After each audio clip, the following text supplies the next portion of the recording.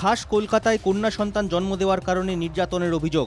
বেলেঘাটায় গৃহবধূর অস্বাভাবিক মৃত্যুর ঘটনায় শ্বশুরবাড়ির ওপর অত্যাচার করে খুনের অভিযোগ পরিবারের। মৃত্যুর আগে মারধর, এমনকি শরীরে গরম লোহার ছ্যাঁকাও দেওয়া হয় বলে অভিযোগ। মৃতার নাম শ্বেতা প্রসাদ সাউ, বয়স 29 বছর। বুধবার অচৈতন্য অবস্থায় এনআরএস মেডিকেল কলেজে আনা হলে চিকিৎসকরা তাকে মৃত বলে ঘোষণা করেন। পরিবারের অভিযোগ, দীর্ঘদিন ধরেই শ্বেতার উপর তার স্বামী রোহিত সাউ ও শ্বশুরবাড়ির লোকজন শারীরিক ও মানসিক অত্যাচার চালাতো। বুধবার ফোন মারফত তুমুল ঝামেলার খবর পেয়ে মেয়ের শ্বশুরবাড়িতে দেখা করতে গেলেও মেয়ের বাবাকে ঢুকতে দেওয়া হয়নি বলে অভিযোগ। পরবর্তীতে জোর করে দরজা খুলে যখন তিনি ঘরে ঢোকেন তখন দেখতে পান মেয়ে অচেতন অবস্থায় খাটে পড়ে রয়েছে। পরিকল্পিতভাবে খুন করা হয়েছে বলে অভিযোগ পরিবারের। পাশের লোক ফোন করেছে যে তুমি তাড়াতাড়ি আসো, তোমার মেয়েকে বহুত উধম মারছে, পিটাচ্ছে। ওখান থেকে বেরিয়ে এসে রাস্তা পার হয়ে ঘরে ঢুকলাম, মানে শ্বেতা বলতে বলতে আমি ঢুকলাম। ওখানে দেখছি মেয়েকে কোলে নিয়ে ঘরের মধ্যে বসেছে, উঠো উঠো উঠো শ্বেতা উঠো। আরে এই কে হয়ে শ্বেতা কা, ওকে যেরকম করে টোরে ওকে নিয়ে এলাম, ওখানে বললো আর নেই।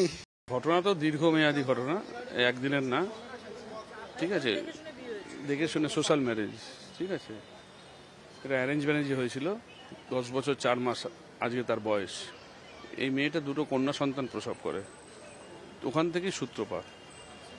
লাস্ট বছর 2-3 বছর আগে এদের পরিবার থেকে মেয়ের বাবাকে বলে যে আমার ছেলের আর একটা বিয়ে দেবো, এই 2-3 বছর আগে। তখন থেকেই ওর উপর অত্যাচারটা শুরু হয়ে গেছে। যদিও পরপর দুবার কন্যা সন্তান জন্ম দেওয়ার কারণে অত্যাচারের বিষয়টি অস্বীকার করেছে মৃতার শ্বশুর। মেঘালয়ে বেড়াতে যাওয়ার পরিকল্পনা বাতিল হওয়ায় স্বামীর সঙ্গে ঝগড়া হয় শ্বেতার। তার জেরেই গলায় ফাঁস লাগিয়ে সে আত্মহত্যা করেছে বলে দাবি করা হচ্ছে শ্বশুরবাড়ির তরফে।